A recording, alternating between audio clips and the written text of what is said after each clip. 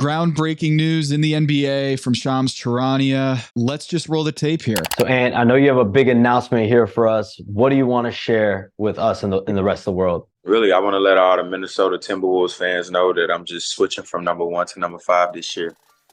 And it should be fun. You got a smile on your face. What more has gone into your decision? I mean, 5 have always been my number. High school, college, AAU. It's always been a number to me that I always wanted. And I tried to get it when I got drafted. I just couldn't. My teammate had it. So, I mean, opportunity presented itself this year, and I took it. So what kind of sparked it for you in this moment to do it 3 years into your career? We was just waiting for the right time. This year, I think Kyle likes number 1 anyway, so he can have 1, and I'm gonna take 5. Do you think you're going to be a better number 5 than you've been number 1? You've become an all-star. Your numbers obviously speak for themselves. Are you going to be a better number 5 than number 1? For sure. Yeah, for sure. A whole different player. Shams is my guy. Shams, friend of the show, but hey, man, like that didn't deserve all the pomp and circumstance. Like, all right, you got a big announcement. He acted like it was the decision, like it was Jim Gray. It's August, man. I get it. You got to supply those platinum subscribers, those diamond packages with something. You got to roll over into the new month. I'm a little upset that he didn't wait till August 5th to make this announcement, because now he's going back to number 5. He's announcing it on August 1st. Kind of feel like he should have waited a few days. He did wear number 1. Now he's wearing 5. So August 1 is the last day of him being number 1. August 2, he becomes 5. And as LeBron's Instagram caption let us know the other day, obviously, what's 9 plus 10? 21. Blackjack. I'm sorry, what? Did you guys not see that? Did you guys not see that one? I didn't. What is the math there? Sorry, we don't have numerology Google alerts like you do. Yeah. I apologize. Let me go ahead and share that with you guys here. 9 plus 10, 21, primetime Dion year. And then he's got his ugly shoe in the foreground. Now, I've been told this was a popular Vine. Wow. Back in the day. Washed king. Yes. Quoting Vines. I don't like to think of LeBron as old or older than me, because he's not. But this feels like, dog, you're a little older than me, man. Come on, man. What are you talking about? June 22nd, 2013, thanks to the invaluable resource knowyourmeme.com. 30 million loops. In the Vine, a man talks to a boy and claims that he is stupid. After the boy replies that he isn't, then the man asks him, what's 9 plus 10? To which the boy answers, 21. Wow. Nailed it, LeBron. Obscure reference. You win. I think the numbers matter. All numbers matter. I think when we talk about Anthony Edwards. Easy, Tom. Oh, sorry. Tom's on vacation in the South, and all of a sudden he's got all numbers matter. 5 matters. 1 matters. A1 since day 1, apparently no longer. Now he's A5, Anthony Edwards. Sometimes you got to cut out the day 1s, man. Sometimes they're the most problematic. Shout out to John Morant. But then you change it to 5, and guess what that signifies, guys? All 5 positions on the court. Oh. 5 senses. Also, yeah. Furious 5. 5 fingers, 5 toes. The 5 fingers come together to form what? A fist. Fist in the air, like power, tilted at a certain angle. Don't want that. High five. Footlongs from Subway. $5. Maybe he's looking for an endorsement deal. Also, don't forget 50 Laws of Power, which was the sequel to 48 Laws of Power, but you knock off the 0 because he's a hero. You get 5. There's all sorts of different ways you can go about why he would change his number to 5. Maybe he's got 5 more months before he becomes a franchise player. Maybe it's a message to the 5 on his team, Karl Anthony Towns. Oh, yeah.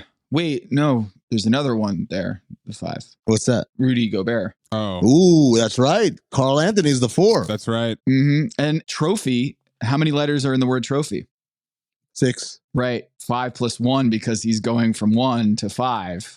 I actually blame another 5-letter name here, Malik Beasley. Malik Beasley had the number 5 when Anthony Edwards was drafted. He wanted number 5, but Malik Beasley kept him from having number 5 because that was his jersey number. And so for his rookie season and his second season, Malik Beasley was keeping Anthony Edwards from reaching his full potential. We heard it from Anthony Edwards himself in this interview with Shams. This number change means he's going to be a whole different player. So now I'm kind of thinking the reason why the Timberwolves have been, I guess, underachieving is because Malik Beasley refused to give up number 5 so that the star player, the number 1 overall pick, could have the number that he had at AAU and in high school. Then I realized that Malik Beasley was traded last offseason in the deal. Yeah, there's a deadline, Tom, that you've got to signify to the league, I'm changing my number. And I believe Beasley was offloaded well after the deadline. So he didn't have an opportunity to get it done for last season, but this season he does. But here's my question. 5 signifies he's going to be a whole different type of player. I kind of like the type of player he is right now. You don't even know what kind of player he's about to be. I mean, you can't even fathom it. I mean, just saying, we're going to lose a pretty good player. I mean, he's one of my favorite young players in the league. You saying what I've been watching has just been like a joke, a shadow of what he could be? You said one of your favorite. How about your favorite? Because that's really the potential we're talking about here. Oh. No, he's allowed to have 5 favorite. A Fave 5. Shout out to T-Mobile. Fab 5. Michigan. Fave 5. T-Mobile. I'm trying to get an endorsement deal here, guys. Come on, work with me. Product placement. You know what he said at the end of the video? I don't know if you guys noticed. I was all on board with number 5 until the last few words of that interview. He said, it's going to be scary. Oh, scary hours. August, the scariest of hours. Where's my NBA? Oh, no. Do you guys remember why the Timberwolves lost game 5 against the Denver Nuggets? Like the whole NBA could have shifted. I believe it was because Karl Anthony Towns scored 5 points. Was that 5? Okay. Or he had 5 fouls. He had 5 fouls. One of the two. I can't remember what it was. It was something to do with the number 5. Well, there was a certain 5 that was missing in that game, Amin. Malik Beasley. Kyle Anderson. Oh. Kyle Anderson, who's swapping numbers with Anthony Edwards, who was number 1 with San Antonio before he went to Minnesota, is now going to swap back to number 1. There you go. But what happened in game 4? Anthony Edwards went to go block DeAndre Jordan's shot and swatted and poked Kyle Anderson directly in his left eye. Kyle Anderson, wearing number 5, missed game 5 because he had an eye contusion from number 1.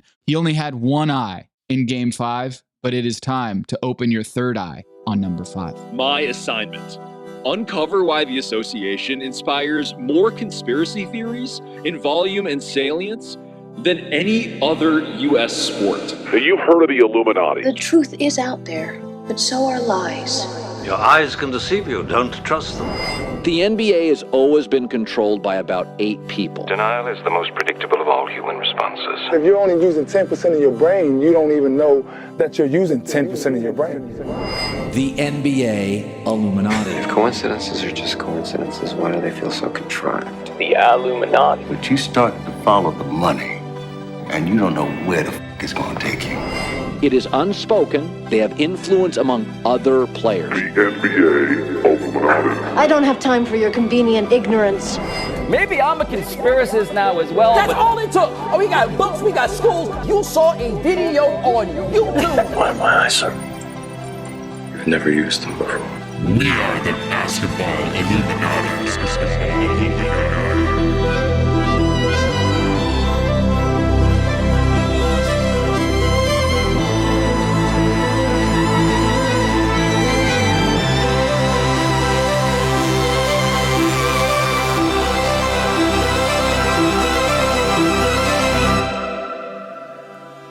This is Basketball Illuminati. I am Tom Haberstroh, and as always, I am joined by the 5-star Illuminarmy generals Amin Al-Hassan and producer Anthony Mays, the co-presidents of the Illumination. Fellas, it is August, the dog days of the NBA offseason. Things are pretty quiet now, but there are rumblings, calls for reformation, some sort of new salary cap study has been published. A paper has been published. A professor, an economics professor from the Naval Academy, our friend Scott Kaplan, did his own research to find that, yeah, you might be saying that Damian Lillard and James Harden and Luka Doncic and all these players, LeBron and Steph, are overpaid. They make $50, $60 million. But he's arguing that the superstars in today's NBA are underpaid, and not just underpaid by a little bit. I mean, how much money are they leaving onto the table according to his economic model? I don't know. LeBron, Steph make around $40 million. I would say like maybe an extra 10. Maybe they should be worth 50 or even 55. Try hundreds of millions of dollars. So we're going to talk to Scott Kaplan about this incredible finding that I am sure LeBron James and Steph Curry would like to know, and the rest of the union would not like to know. But we are not worried about all the agenda out there. We are worried about the truth, and we will bring it to you later in the program. But first, you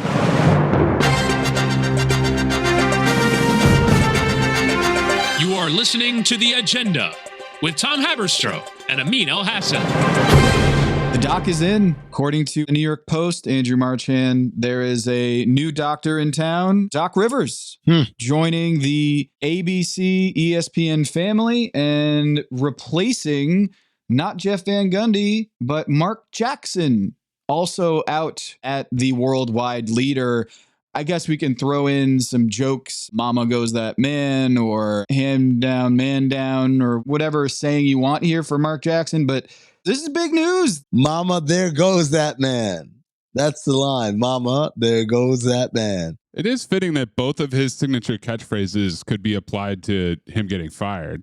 That's pretty special. Except he had his hand up. Yeah, I saw the statement. A lot of words in there. What is the font size in that one? 8? I think that was the funniest response I saw. Everyone's like, hey, coach, we're going to miss you. And hey, coach, we're going to miss your analysis. And a lot of mama, there goes that man, whatever. And then there was one response was like, this is me reading your thing. And it's someone squinting. Like, ah.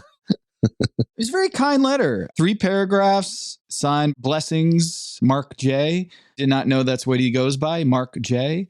I thought it was Jax or Mark or what have you. But a lot of kind words in there, a lot of gratitude expressed to ESPN, Lisa Salters, Mike Breen, Jeff Van Gundy, best producer in the world and friend, Tim Corrigan. Whoa, wait, what? Yeah. First of all, best producer in the world. Settle down. Also, Tim Corrigan, that name is familiar. Our friend Ethan Strauss, when Jeff Van Gundy got fired, he did a little write-up and said that the main reason that it was Jeff Van Gundy that saw the door and not Mark Jackson a month ago was because of Tim Corrigan.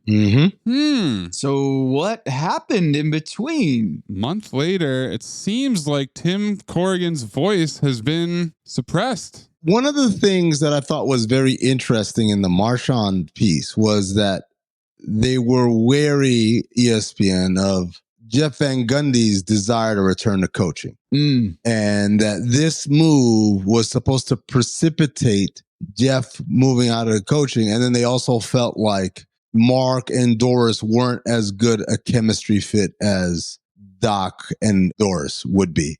The problem with that, though, is this is like the standard ESPN Red Area. ESPN has this game that they play where they make a statement that people would say, oh, that makes sense, unless you think about it for more than 2 or 3 seconds, right? So in the case of, well, Jeff Van Gundy, he's been making these rumblings that he wants to return to coaching. We just didn't feel safe. So we went out and hired Doc Rivers, who's been a coach continuously in this league for the last 2 decades, a man who this summer, even though he's got 2 years left and a bunch of money remaining on his deal with Philadelphia, he interviewed for the Phoenix Suns job. That guy's not a flight risk, but Jeff Van Gundy is. This all kind of screams that weirdness that happens down there in Bristol, where they're making decisions, all right, but the reasoning that they give is rarely affiliated with the actual decision being made. Spin cycle is what you're talking. They're trying to spin it like, hey, we're getting out in front of this. Jeff could have just left us at the altar and taken an NBA job. That's right. When in fact, it doesn't ring true when you hire a guy like Doc, like you said. I was wondering, like, hey, I'm hearing that Doris Burke is going to take over for Jeff Van Gundy. And then all this rumor about Doc Rivers. Well, what happens to Mark Jackson? Because Mark Jackson brings not just the coach aspect to the broadcast, but the player aspect to the broadcast, which Jeff Van Gundy didn't. And Doris Burke didn't play in the NBA. So it's like, okay, well, if Doc is going to be in the booth, and what happens to Mark? And then, of course, the news that Doc is coming aboard is promptly announced. Mark Jackson is leaving, and he found out on Monday that he was leaving the company a month after Jeff Van Gundy. So those who are listening, who are like, man, Amin's got a really funny Doc Rivers impression that is actually not a Doc Rivers impression. It is an impression of Jamie Foxx's impression of Doc Rivers. That's right. Even though he has that hoarse voice, the raspy voice that sounds like he smoked a pack right before going on air, he's actually a pretty good and experienced broadcaster. He's an excellent broadcaster. If you're just tuning into the league after the, Kevin Durant era, you might have not known that Doc Rivers was the ABC Finals broadcaster next to Al Michaels for the 2003-2004 season. He was the color guy for the Pistons-Lakers NBA Finals. And not only that, before he took the Orlando job, was it 1999? 99-2000 was when he took the job. Before that, he was doing color commentary for Turner and I believe locally for San Antonio. And San Antonio always does this. They always got a former guy that recently played, transitions into doing color commentary, the radio or TV, and then they go from there. But the Turner stuff is what got him hired in Orlando to begin with, because he was a likable guy. Obviously, he had a long career in the NBA. He played on great teams. He played for Pat Riley in New York. He played for Bob Hill in San Antonio, but obviously Pop was the general manager at the time, so he'd been around Pop. He played for Mike Fratello in Atlanta, some really good coaches, including Larry Brown, by the way, when he was with the Clippers. Let's not forget about that. And he was a point guard. And there's always been like this stereotyping that point guards are the extension of the coach on the floor. So you got a guy who was a successful point guard in the league, had a long career, played for some of the great coaches of the day, and now he's calling games nationally and doing a really good job of breaking things down in a way that is very digestible for the audience and for the execs. And so Doc Rivers was one of the first guys I can remember where a team said, you know what? You're going to be our head coach. Doesn't matter that you have zero coaching experience. We're going to hire you because we like your work on TV. Now, obviously, that's been repeated several times over, whether you're talking about Chauncey Billups or you're talking about Steve Kerr, whether you want to talk about Jason Kidd. Well, Jason Kidd didn't do broadcast. He went straight from playing to coaching. But like the idea of, yeah, we kind of liked you before as a player, but then you got on TV and you started talking and we're like, wow, this guy really knows his stuff. Like that phenomenon. Don't quote me, but I think it started with Doc Rivers. JJ Redick, keep your third eye open. Yeah. Kenny Smith is another one that's always talked about and bandied about. Well, I think it's interesting in this New York Post story. I'm curious to see if Doc Rivers calls out the officiating at any point. Oh, yeah. That was the interesting part. That the league had issues with Van Gundy because he was critical of officiating and critical of the league. Here's the write-up from Marchand. He said, Van Gundy was also critical of the NBA and its officiating, which the NBA has expressed disappointment with over the years and even this season, according to sources.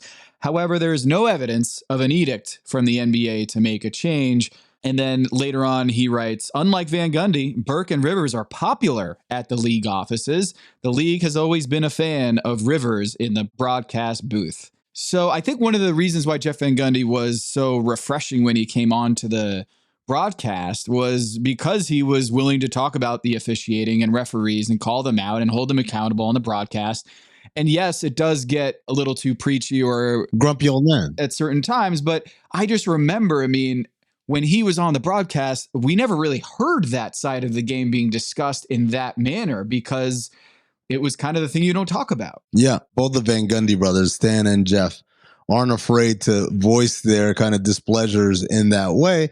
But at the same time, it's like, I get it from the league standpoint. Again, we've had this conversation before that football does not have a problem where its official broadcast arms, whether it's the studio shows, whether it's the broadcast crews, are actively campaigning against the game. Right. I think there's a happy medium between what Jeff did and being basically a shill holding water, carrying water for the league. I think there's a happy medium of like, I can be critical, but I can't make it seem like the game today is awful, right? And that's the big thing. I don't think it's as much criticizing the officials. Those guys are big boys and girls. They can take it. I think it's more of you're telling the fans that the quality of play isn't as good, the style of play isn't as good, the players aren't as tough, and this is a repeated kind of commentary. It's not something like it comes up every once in a while. It's something that he hammers home a lot. And from a league standpoint, I could see why they would be upset with that. I guess maybe I'm partial to Jeff here. I don't remember him railing against the players and the quality of the game, or like back in my dayism. He does. He does at times, for sure. He talks about like, oh man, can you imagine if I told Charles Oakley that he wasn't going to play, like, that kind of stuff. It all matters. Look, I'm not saying that he's wrong. It's the load management stuff that I feel like it's veiled as, I think Stan got in some like Twitter trouble about this, or it became a story about how he said these medical staffs are tripling in size and yet we're having guys more injured and taking games off. Stan Spittin, that's right. There it is. That was the source of that. It does seem to be he's a loose cannon. Jeff Van Gundy would not be afraid to talk about whatever is on his mind. And if there are certain subjects that the league does not want discussed, that could certainly be an incentive. But I do wonder about the money element of these decisions, because Jeff Van Gundy and those layoffs a month ago was widely believed to be mostly a financial decision by ESPN and Disney, clearing the decks to bring in new talent like Pat McAfee and reorganizing their financial chart. So I wonder about the Doc Rivers versus Mark Jackson financial element. Is Doc too expensive, so they have to make another cut? Or is it simply a market overlap of they do similar things? Or is it the opposite? Doc Rivers comes cheap because he has $16 million owed to him from Philadelphia. So Doc will do the job for $1 million or $1.5 million or whatever. Whereas Mark, given that this is his main gig and has been his main gig for about a decade now, is like, yeah, I'm not taking any pay cuts here. I'm getting my premium. Yeah, I was just going to ask you, I mean, I'm not familiar with coaching contracts, but is there an offset clause if you take a broadcasting job? I'd imagine there are offset clauses with taking another NBA job. If we're paying you $8 million to sit on your ass, okay. Yeah. But if you go and take the Cleveland Cavaliers job, you're making $8 million with them, then we don't have to owe you anything. But if you make $750,000 or $2 million at ESPN Turner, does that offset language apply as well? Coaching contracts are not collectively bargained, so it's not a uniform coaching contract like there is with players. But typically, no, there is no offset when you basically go out of industry because you're going from coaching into media. That's why you see a lot of guys when they get fired, what do? They work for NBA TV. They work for NFL Network. They work for ESPN because it's like, I'm getting every dime of my money that I'm owed for, but I'm still out there. I'm not disappearing from the public psyche and more importantly, from the attention span of billionaire owners who are trying to think of how they can make their teams better. And like, oh, I like that guy. He's on my TV all the time. It sounds like ESPN's going to be able to get Doc Rivers at a bargain, which will, of course, mean that he is delivering value over his salary as a broadcaster. Now, I wonder if we could talk to someone a little more educationally credentialed about what value means and how you determine that. Not just educationally credentialed, but also, we bandy about the term Illuminati here a lot, but someone with a military background, I think, that would help us tremendously. Someone we could call My Hero Academia, perhaps. Or we're talking about one person with a PhD, Doc Rivers, and then to another with a PhD, Scott Kaplan. Coming up next. Hello, listener. It's Producer Maze here to talk to you about Quince and their cookware. Cooler nights mean cozy meals at home, and Quince's cookware has made fall cooking so much more enjoyable. Their pieces deliver the quality and performance of luxury brands, but at a price that makes sense. And they look gorgeous on the stovetop, too. No matter what item you need to complete your kitchen, Quince has you covered. With 5-ply stainless steel pots and pans, nonstick skillets, chef-quality knives, and even ceramic bakeware, which is perfect for cozy casseroles or Sunday roasts. And when you look at these prices, you might think, how is Quince doing this? How do they deliver high-quality items similar to high-end brands that are half the price? Well, let me tell you, they partner directly with ethical top-tier factories to cut out the middlemen and pass the savings on to you. And it's not just cookware. I got myself some bath sheets. That's right. When you're a tall man, you have to use bath sheets, not bath towels from Quince. It's like drying off with the cloud. It's incredible. Upgrade your kitchen for cozy fall meals with premium cookware from Quince. Go to quince.com/dings for free shipping on your order and 365-day returns. That's QUINCE.com/dings, DINGS, to get free shipping and 365-day returns. Quince.com/dings. Listener, listen up. This is important, okay? I'm going to try to save you some money here. If you're still overpaying for wireless, it's time to say yes to saying no. At Mint Mobile, their favorite word is no. You may think like, oh, that's bad. No contracts, no monthly bills, no overages, no hidden fees, no BS. Here's why I said yes to making the switch and getting premium wireless for $15 a month. You heard that correctly. $15 per month. Ditch overpriced wireless and the jaw-dropping monthly bills. And of course, there are all these hidden fees and stuff, but at Mint Mobile, plans start at $15 per month. All the plans come with high-speed data, unlimited talk and text. You're not doing like weekend and nighttime minutes or anything like that.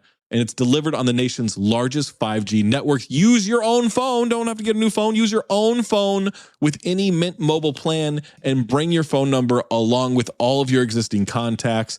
I switched months ago. People have asked, did you actually switch? Yes, I actually switched months ago, and I don't know what to do with all this extra money. I've cheated the system here. I've rigged something. This is an Ocean's 11 situation where I'm stealing wireless from Mint. That's how good a deal it is. Ready to say yes to saying no? Make the switch at mintmobile.com/dings. That's DINGS. That's mintmobile.com/dings. Upfront payment of $45 required, equivalent to $15 per month. Limited time new customer offer for first 3 months only. Speeds may slow above 35 gigabytes on unlimited plan. Taxes and fees extra. See Mint Mobile for details. You all think I'm late. Well, I'm not late. And I'm going to stay right here and fight for this lost cause, even if this room gets filled with lies like these. And the Taylors and all their armies come marching into this place. Somebody will listen to me. There's no better way to overpower a trickle of doubt than with a flood of naked truth. But the complexity and the gray lie not in the truth, but what you do with the truth once you have it. What is true and right is true and right for all. You and I both know that that's just not the truth. You can't handle the truth. It's too messy. Keeps them up nights. I'm here because in the end, the truth is worth the risk. Speak a little truth and people lose their minds. I'm a grown man. You can tell me the truth. Why is it people who want the truth never believe it when they hear it? So you know what I'm going to do? I'm going to do something really outrageous.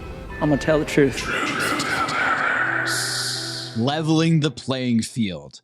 The distributional impact of maximum and minimum level contracts on player compensation. That's a lot of big words, but we are going to get some smaller words and words that you can comprehend and get it in a very digestible manner, because this has a very, very interesting impact on everything you know about the NBA. Scott Kaplan, assistant professor at the Department of Economics from the United States Naval Academy. Salute to you, sir. Thank you for joining the IllumiNarmy or the IllumiNavy on this program. IllumiNavy. Let's go with that for today. Yeah. Good to see you guys. Good to see you too. Thanks for joining us.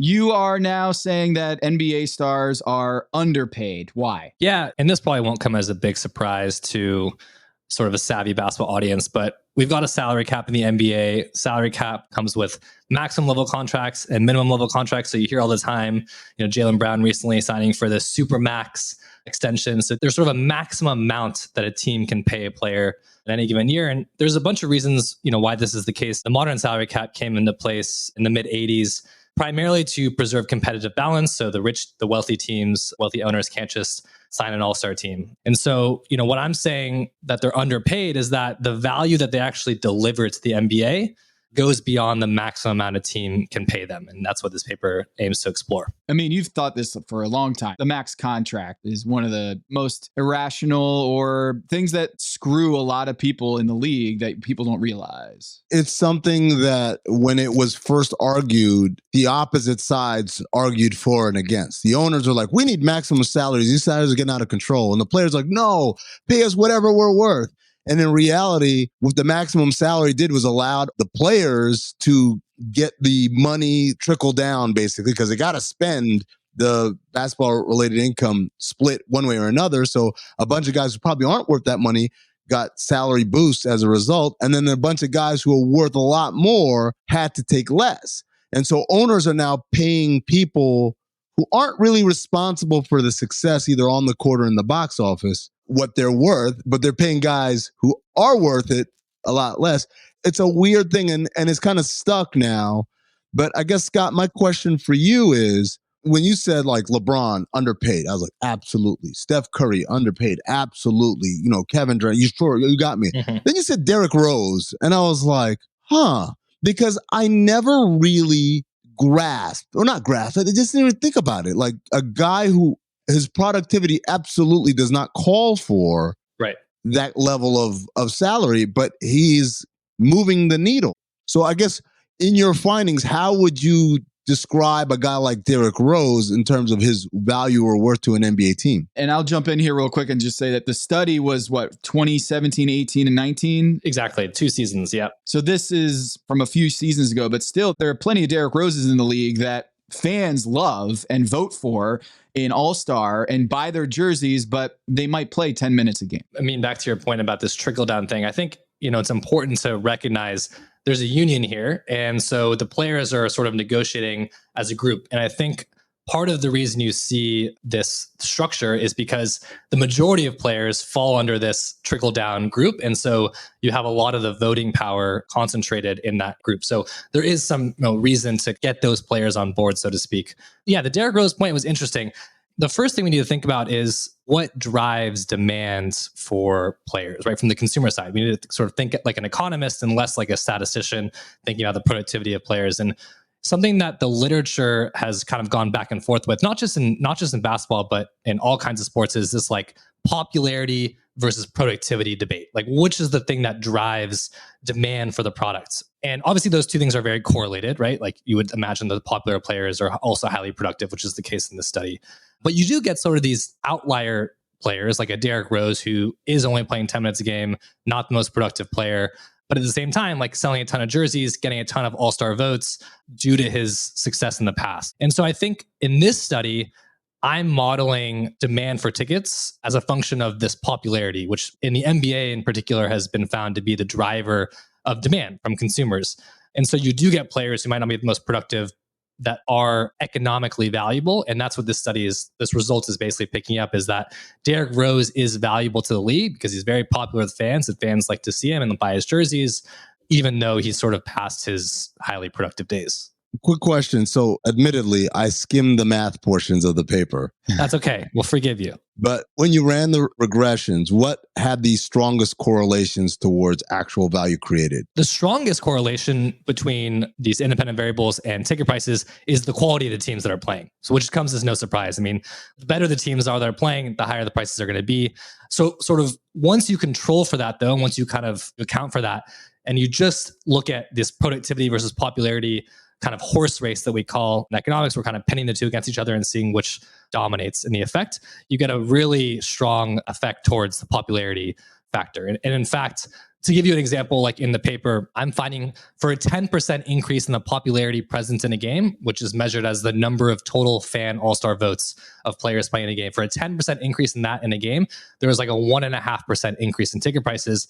But if you increase, the value over replacement player or the win shares by 10% in a game, the effect is 1/4 that size, if that. People are going to buy a ticket to go see Derrick Rose or watch a game, turn it on because, I might get a chance to see Derrick Rose, more than say if Kyle Anderson is playing. Like Jokic. Or Jokic. There's some really good players that are sort of not on this list. And I think you have to sort of introspect a little bit and say, okay, well, like, would I pay more to go see Jokic or Derrick? I mean, there's sort of this story there. And I think there's a lot of NBA fans who sort of have this sentimental value for a lot of these, like the Kobe. I mean, when Kobe was horribly unproductive, people were going to try and see him. So I think there's definitely some of these players out there, although most of the players on this list, like you were saying, Amin, are highly productive also. What was the most surprising outside of Derrick Rose? Obviously, I think that jumps off the page for all of us, but the most surprising delta between what he's paid and what he's actually worth? Well, that's a good question. To be honest, I'm not that surprised. I mean, so for example, like Luka Doncic, that's a big delta, but that's a function of the structure with which rookies are paid. Right. And so I think if you're not familiar with that, then you'd be like, wow, like how is Luka only getting paid, $6.5 million? That doesn't make sense. But of course, Luka came in as like this established player from the EuroLeague and things like that. So that delta is big. I mean, the delta between the actual salary and the expected salaries are interesting The thing that I was not surprised by, but I learned a lot through this paper, was the delta between the expected salary and the actual value to the NBA. Yes. Which was something that I really came to explore with this paper a little bit, because there's sort of a nuanced difference there. And there's been some work, back when Michael Jordan was with the Bulls, about how important is Michael Jordan to the rest of the league. But this sort of delta between their expected salary, which is again paid by the team and is a function of how much revenue the player is generating for their team, can be a lot different than the value that they generate for the NBA. So in the case of LeBron, his expected salary is, I find, like $123 million a year. That's a function of how much revenue he brings to the Lakers. But his value to the NBA goes beyond that, right? His value is when he visits Charlotte or other teams on the road. His value is in the national broadcast agreement, which is shared across all teams equally. I mean, so I think the punchline of the story is like the superstars are really subsidizing the league meaningfully. That sort of checks out, I think, with our intuition about some of these top players. So you propose a pool of money that the league office or some other independent central body, governing body, whether it's some Illuminati group in the NBA or basketball Illuminati group, a means checking account that will pay back the LeBrons. And just for people who are listening to this, who haven't heard the numbers in this paper, in 2019, LeBron James' salary was $35 million. Scott's analysis found that the predicted salary for what he drove to the Lakers, his salary should have been $123 million worth of value. $123 million. So almost $100 million more than he was actually paid by the Lakers. But then you look at the value to the overall NBA, and LeBron James's salary, or his value to the league, should have been $230 million. So he was paid $200 million less than he, quote unquote, should have, based on your analysis. Looking at the other guys on this list, you have Kyrie Irving, valued at $154 million to the league. There are no mistakes, no coincidences. Stephen Curry, $223 million. And Derrick Rose, $100 million league value when he was being paid just over $1 million. Was he a vet minimum player at that point? Yeah, I think he was on Minnesota at that time. So these numbers are huge, but what you're proposing is some way to make up for that difference between the team and the league. And I had never really considered this, but when you present it in the paper, it gave me a lot of consideration. So what is that pool of money that you're proposing? This is a nuanced point, but there's all kinds of incentives in place for players, less so in the NBA than in other sports. But, if you make All NBA or the All-Star team or win MVP, you sort of are eligible for additional money. However, that money is paid out by the team. It's a contract-based incentive. And so what I'm proposing here is, okay, that's fine. Like the team, in the case of the Lakers, makes a lot more money from LeBron than they pay him. But this additional delta we were talking about, that additional value to the NBA, is not really captured in those incentives. And so what I'm proposing is something that still aims to preserve competitive balance, which is the entire point of the salary cap, why there's maximum salaries, some would argue, in the first place. And the way you can do that is by providing incentives from a central governing body that's sort of not teams competing with one another to pay players more through incentives. And so this will obviously involve some revenue restructuring, where does that money come from? But the general idea is you don't want to change the incentives of players to sort to different teams, because we want to maintain the competitive balance that's preserved by the salary cap. But we want to try and narrow the gap between the player's actual salary and the value they bring to the NBA. And to be fair, we should say LeBron makes a lot of money from endorsements, which are a feature of his ability to sort of be on the court and get a lot of press and screen time. I think I have in the paper that even in 2019, if you include the endorsements, LeBron's estimated income was like $94 million. So it's still quite a big gap between his value to the NBA and his salary plus endorsements. But something that allows players to be rewarded for their performance, that's sort of team and individual based, but doesn't change the incentives to move across teams, is something that we would be looking for as an economist. Scott, I want to ask you, did your results reveal any players that were overpaid? Oh, that was my question, man. You stole my question. Scooped it. Yeah. We could talk about the Derrick Roses and all the extra money he's making, but who's stealing money from the NBA right now? Yeah, who's out here living off the land? Grifting. What I find is that about 15% of players in the analysis are considered appropriately paid or overpaid.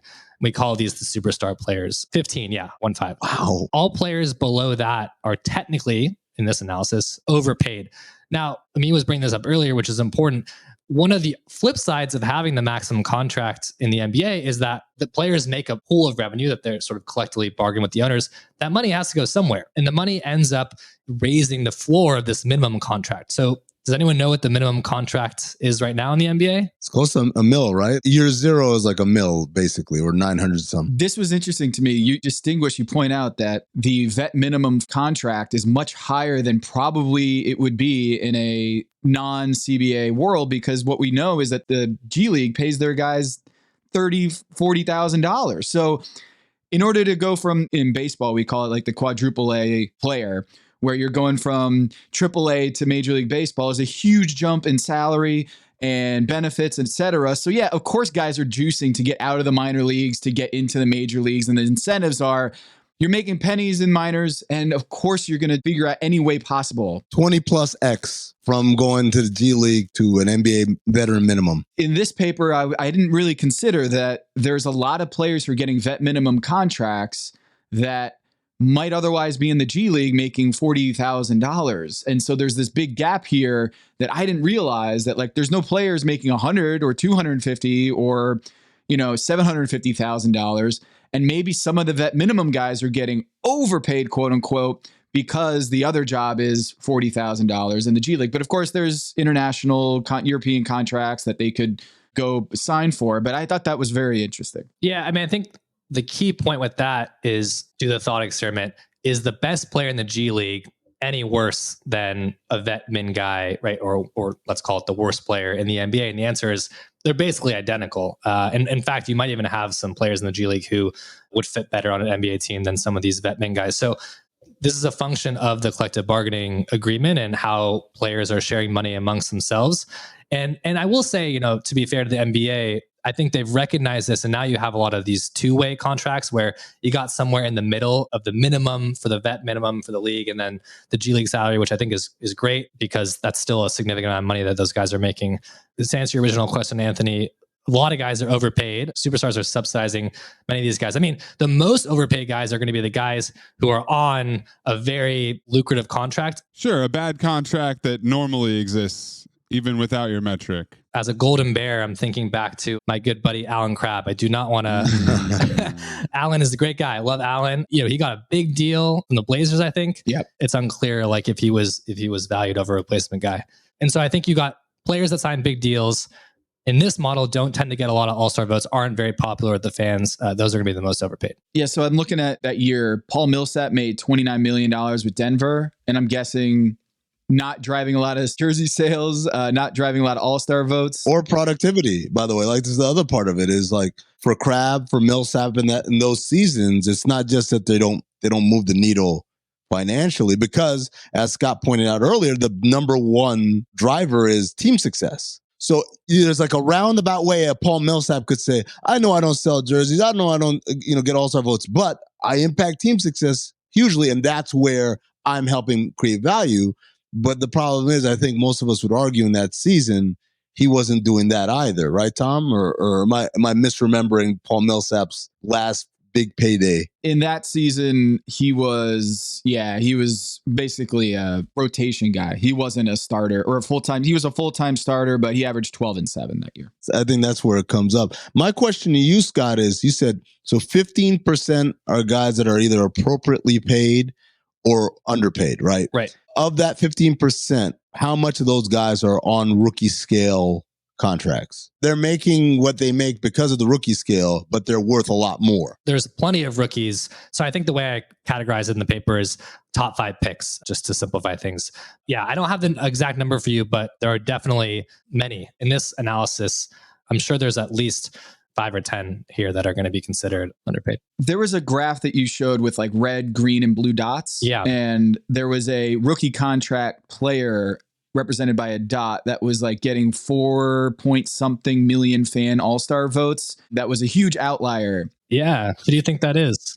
Is that Luka? That's Luka. Yep, exactly. 2018, yeah. Okay. So Luka was one of the most popular players in the NBA, was making only what? $6.5 million I've got here. I guess where I'm going is what you're describing in this paper, in this analysis, the big upshot is this just a theoretical model? Because don't you have to get the buy-in from the union to agree to leveling this so-called economic playing field? Yeah, it's a really complicated problem. It's sort of economics. We would think of this as like a general equilibrium problem because, you change the pay of superstars in some way. That's going to affect, how you pay non-superstars. That's going to affect how much revenue the owners are generating.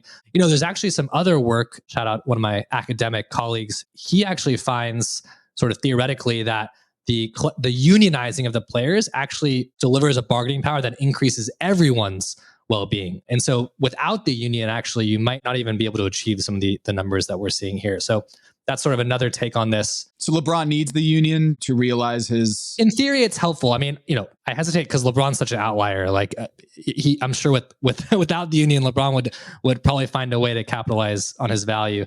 But I think the story that I want to tell is sort of one that maybe is intuitive for a basketball fan, but less intuitive for an economic audience, which is that these highly, highly paid players are actually underpaid, which is sort of counterintuitive. You can imagine a different headline, which is like NBA superstars are the most underpaid workers in the US or something. That probably wouldn't go so well with the economic audience. But the story is sort of there, which is like these guys are delivering tremendous value and it's sort of collectively bargained to trickle down away from them. And I just wanted to shed light on kind of what numbers we were talking about. Scott, in any type of study like this, you're always kind of limited by the data that's available to you. What data do you wish you had that you felt like could have allowed you to explore either deeper lanes or different kind of lanes of thought? Yeah. So one limitation of the study is that I'm looking at the impact of popularity on ticket prices, but there's a bunch of other revenue streams in the NBA that are obviously affected by presence of superstars. So sort of an assumption or an approach I take in this study is to extrapolate that ticket price impact to like the other revenue streams. And, I basically assume that the impact that a star has on ticket prices is proportional to the impact they would have on television viewership. That's obviously a big assumption. And it might be the case that I enjoy watching stars more in person. I'm willing to pay more for a ticket to go watch them than I am on TV. Same to other revenue sources. And so, in the ideal sense, it'd be nice to have data on television viewership, on all the other revenue streams in the NBA, and I could actually estimate the impact of things like popularity on those revenues as well. But those are obviously harder to get a hold of. So we are making some assumptions about those other revenue streams here. Scott, I was going to ask about social media and if you considered bringing in not just a player's following on their own social platforms, but the impact of a Ja Morant dunk and how that will appear on Twitter, Instagram, TikTok, and drive value that way. Have you considered that in your research? Yeah, I think that's a great question. I have some other research looking right now at television viewership responses to what we call suspense and surprise that take place during a game. So, highly suspenseful moments. Do we see people staying on their TVs more than, low suspense moments?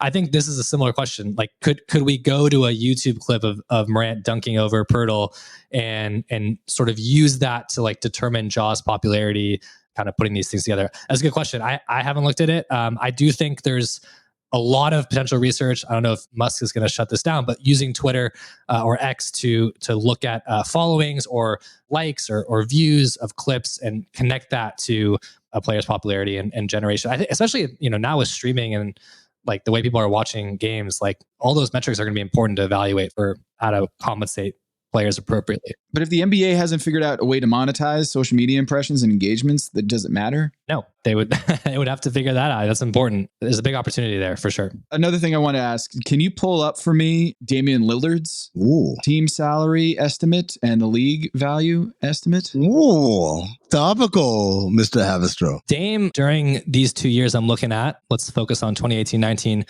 only received something like 1 million All-Star votes, which is to sort of contextualize that. LeBron, I think, was the leading vote getter in 2018-19 with something like 4.5 million All-Star votes. Mm-hmm. So because the model basically is directly linking popularity measured through All-Star votes to, predicted salary and value to the NBA, Dame's predicted salary is something like a quarter of LeBron's because he received something like a quarter of LeBron's All-Star votes. So in this case, it's something like $33 million a year. For the Blazers, or is that for the league? That's for the Blazers. To be fair, also he's suffering from I play in the same conference as Steph Curry, right? Like if Damian Lillard played in the Eastern Conference, for instance, we could surmise that his all-star votes would be higher because his competition would be less stiff. You know, in essence, someone like Kyrie Irving, who was in the Eastern Conference at the time, enjoys almost like an inflation from being in a less competitive guard environment than the guys that play out West, you know, because of Steph Curry, because of James Harden, because of Russell Westbrook, Chris Paul. 3 of those 4 guys are MVPs. That's who he's going up against in essence. You know, one thing to keep in mind too is the market size really matters for all-star votes. I mean, you get players like, for example, on the Lakers or even the Warriors, like who are like middle of the road players who are getting more all-star votes than some teams' stars. Lonzo Ball selling more jerseys than Damian Lillard that year. And I think that's actually appropriate for this setting because, again, we have to sort of think like an economist and not like a fan who cares about the productivity of the players. Like Dame goes to the Lakers, he's getting a lot more all-star votes. And so it's going to be higher than Alonzo Ball.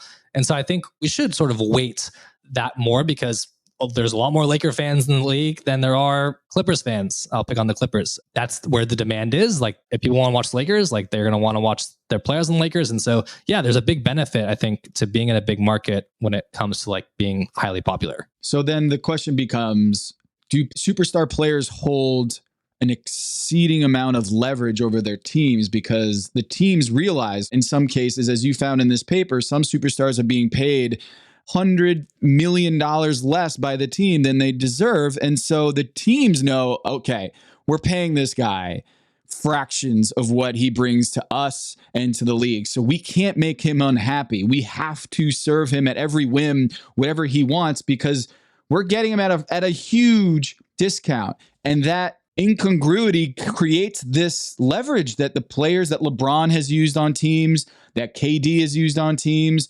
that Kawhi has used on teams. This max contract is creating this Damian Lillard scenario. And you can probably argue like, well, he's getting paid $50 million by the Blazers. How much more surplus should they be paying him at this stage of his career? But if you want players to not be able to leverage their teams as they are in today's NBA, maybe having teams paying them their full amount would end that conversation and be like, the team can say, we're paying you $150 million. Shut up, you know? But right now in this scenario, the team says, hey, we need you to play. Hey, man, you're paying me a third of what I bring to this team. I'm going to play when I want. I'm going to demand this sort of team. I'm going to demand these players to come play for me. I'm going to demand certain things on the team plane. I'm going to demand, shoot arounds. They can make these sort of demands because they are making way less than they deserve with the team. I completely agree. And I think the NBA, like this is sort of the story of free agency, right? Is like superstars twisting the arms of teams to get them to the destination they want.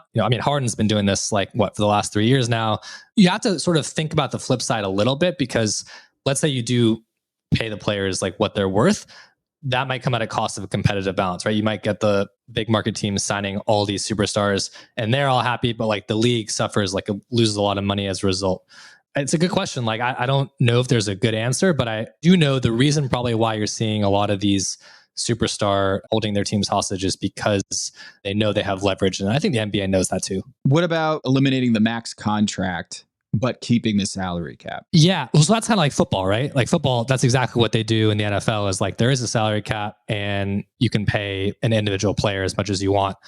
That has its own set of like labor market negotiation issues, right? Like we're hearing a lot about the running back market right now. I mean, and to be clear, football does have a minimum contract level, but it's not nearly as high as the NBA's. Well, more players. And more players, right? So that's part of it. There's another kind of side to this, which is the bargaining aspect. And I think we shouldn't just diminish how important it is for players to be a cohesive group.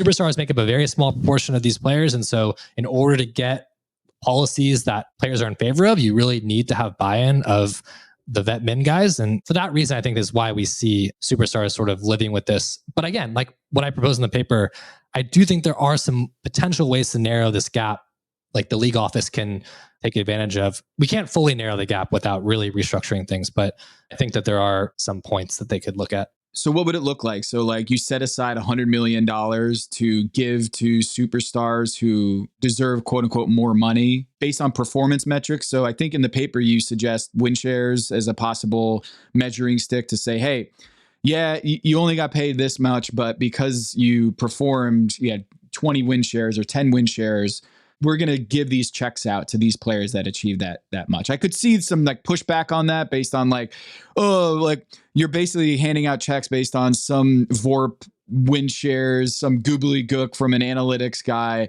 What if we peg that to something else? I could understand why they would not want that. But then like you get into subjective awards that are voted on by the media or by coaches. The more qualitative awards like All NBA or All-Star, etc., it gets also into conflicts of interest of whether players should be paid based on what media says. I think there are smarter people than me that can decide on like what to peg it to. Like maybe it's all-star votes, like maybe it's jersey sales. I don't know. Like maybe it's a combination of a bunch of things. The key point though is that, I mean, just like they do with the playoffs, right? Like there's performance pay for players for winning playoff games. Something that I learned recently was that performance pay for players is the same, no matter how good you are, no matter how bad you are. If your team wins a playoff round, everyone gets the same check. Like this is going to be the same thing as the new in-season tournament coming up.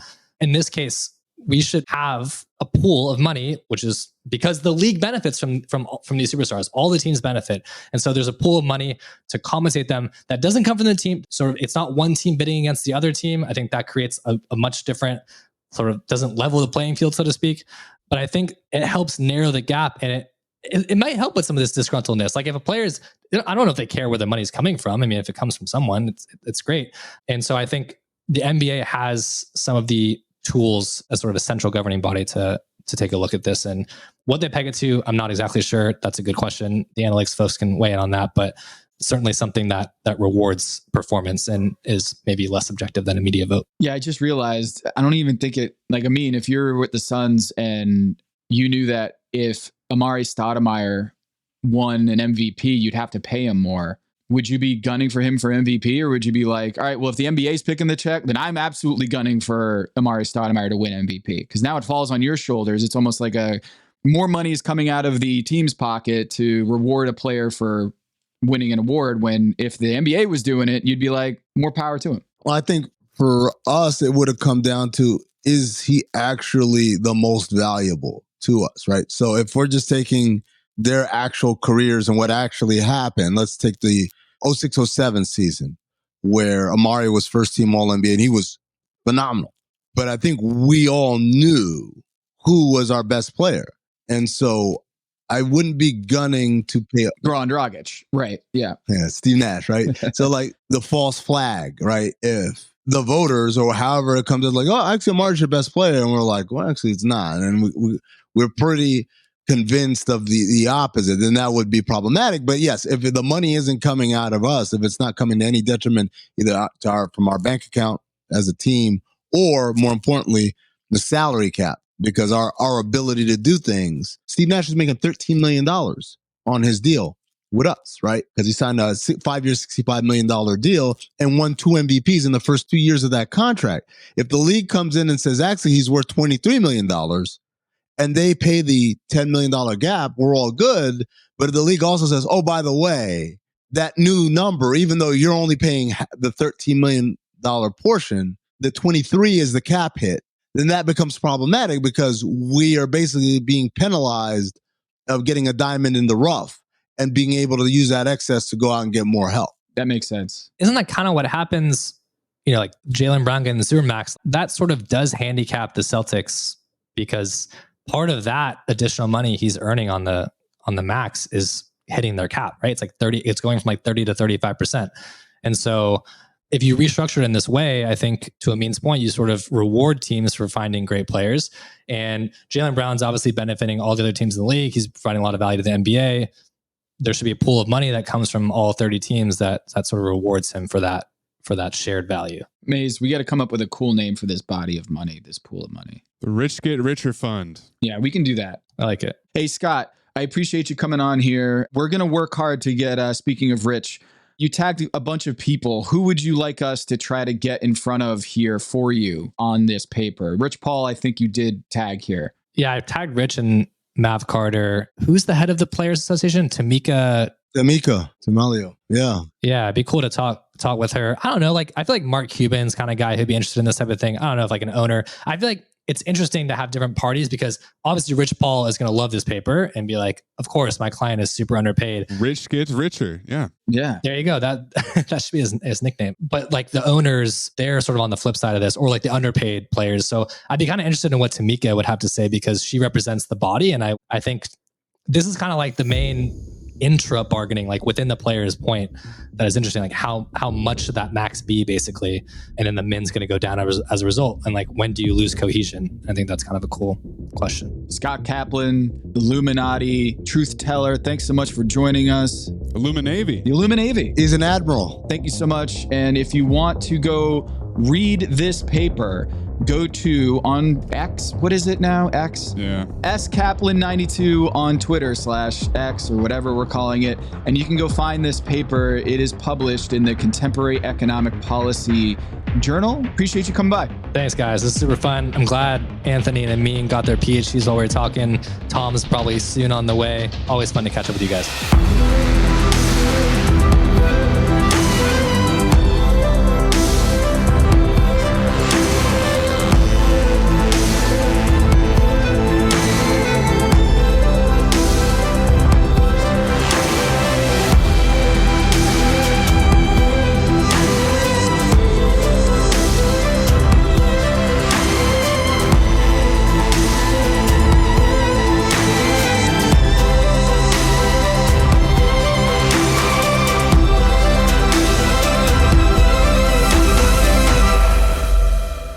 Put the PhD down there in case your viewers will appreciate that. Gee, I mean, come on. I know. I love it. That's the only leg up I have on you guys.